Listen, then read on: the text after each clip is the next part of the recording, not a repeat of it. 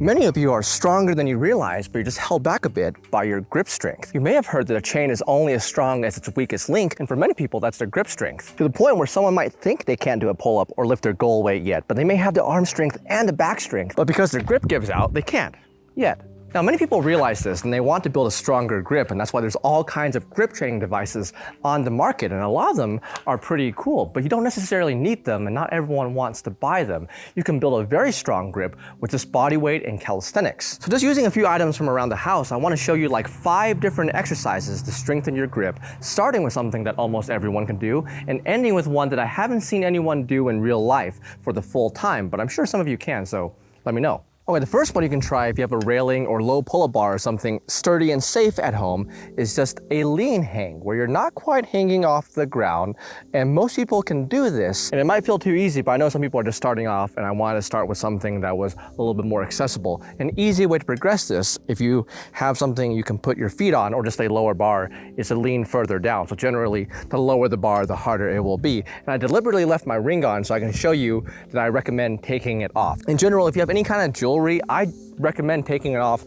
when you're working out or in the gym. If you ever want to be traumatized, look up avulsion fractures. And if you're wondering when I put my feet on, it was actually the rice bucket that I used for the rice bucket training video. Multiple uses. And the next one you can try is just leg assisted hang. So if you're not quite strong enough to hang without any support, you can use simply your feet and your legs to support. Now you might think, well, this is too easy, don't worry, it will get a little bit more difficult, but something you may want to consider, even if you feel like this is too easy for you, is to try to hang for at least 60 seconds per holds. Try to hold this for 60 seconds. Have a phone or a stopwatch or something so you can keep yourself honest. And you may realize that something that you think feels easy for the first 5, 10, 15 seconds might get a little bit more difficult as you go on. And that's very important for a reason that I'm going to explain. But first, I want to show you that if you have a taller bar, not a shorter bar, you can just use something like this. See, this is such a useful bucket. I turn this away.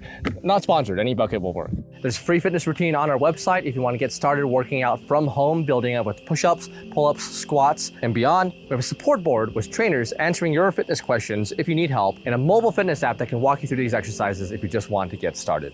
And the next one, which is probably the last standard one in this series, is just a regular bar hang. Now you can hang from something a little bit wider like this, or like this with a neutral grip. I would just do whatever is easy for you at first, because you can always try to make it harder. Now you can do a false grip like this. Sorry, not a false grip, but just not using your thumb. You can do that, but I do recommend having your thumbs under, that way you really get used to this, because that is important for a lot of grip exercises that you will see. And from here, you also want to build up to at least 1 minute, 60 seconds. I would say maybe a little bit longer. And you might think, well, Hampton, that's endurance. I'm trying to build grip strength. Why would I need that? If you train this for a bit, you'll kind of immediately see why. This is just a hand towel hang, and we can start with one arm only, but you'll see that with grip strength, it doesn't matter as much what you can grip for barely 1 second peak force, but for most exercises that require your grip, you usually require you to grip for multiple seconds. So you want some endurance into your strength here. Same thing with these towel hangs. I build up to about 60 seconds each side. Now this variation is where a lot of people tend to drop out and they don't do the more difficult ones. If you're wondering why it's important, it's because this engages your palm muscles a bit more in a way that horizontal grip doesn't quite do the same. Another reason why it's important to train the thumbs, so boom. For that reason, moving on to a towel grip with both hands will obviously be a little bit more difficult, but there's also a couple different paths you can take, because instead of exploring more towel grip, you could just build up to a 60-second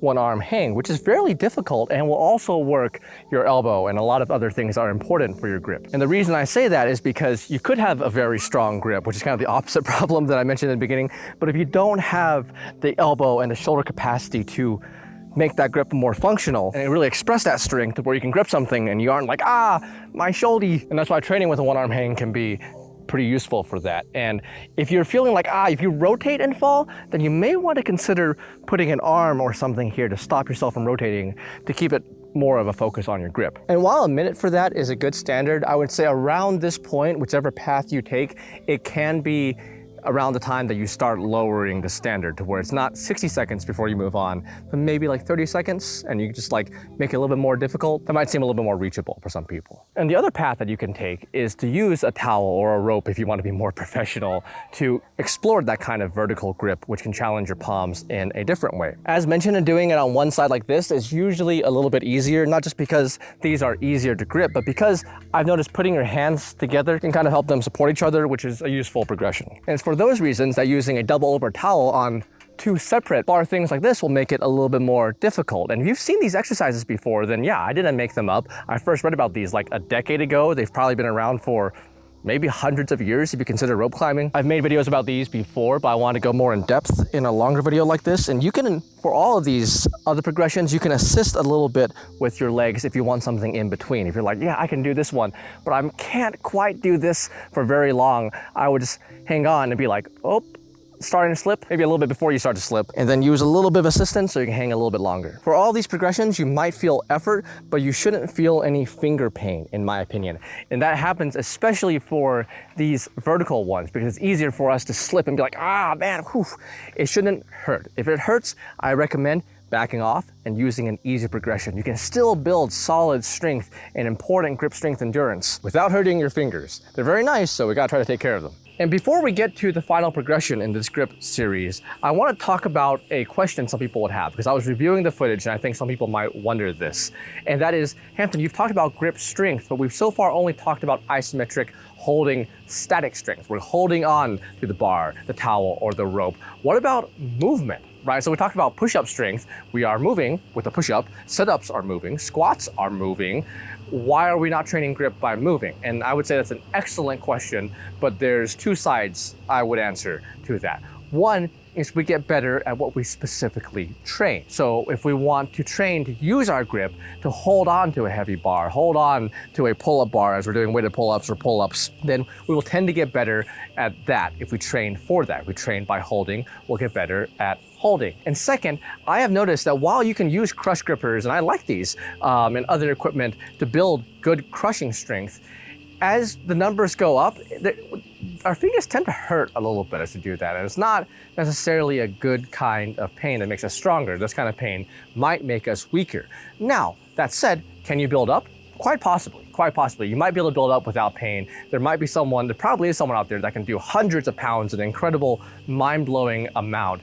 But even with that, my hesitation and why I haven't personally gone after the big numbers on crush grip, even though I really like grip, is because you will always be able to hold more than you can lift.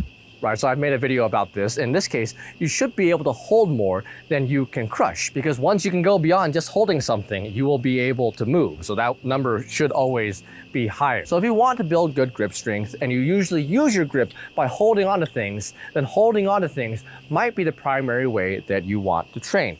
That said, by all means, you can supplement with some crush grippers or some kind of moving grip exercise. That might be good for your forearms. There's like the open ones you can do. I've used them too. They can be nice. Okay, I'm gonna use a rope for this last one because I got the rope, so I'm gonna use it. I'm gonna use it in the video. And the thing that I haven't seen anyone do in real life for 60 seconds is just a one-arm towel or rope hang, unassisted, because I am assisting here. In fact, I haven't seen anyone do it for like 30 seconds. And usually I don't really train this. On a good day, I might be able to get a few solid seconds. If I were to take it more seriously, I'd bring in Mr. Bucket. Oh, and watch out for rope burn if you try these. So if you're not sure if you can do some of these progressions, start gentle, then slowly work your way up. But hey, are any of those later progressions really needed? Not really. I would say it's usually a little bit more than you need, and especially if you just want to do pull-ups and lift weights, you can start adding weight to a two-arm hang like this, or even a one-arm hang with a dumbbell, and that will be the majority of what many of you will need as far as grip strength goes. And hey, if you want the grip strength to do heavy weighted pull-ups or to lift heavy weight on a deadlift or something, then yes, you'll probably get better at what you specifically train. So you may want to spend some time specifically training that, or even use some straps for grip assistance. Many of you already know, but I'm not against weights at all. I just think it's cool that we have the tools often embedded within ourselves to get fit and strong from home with minimal equipment sometimes, with just our body weight and gravity. Thank you so much for watching and have a beautiful day, my friend.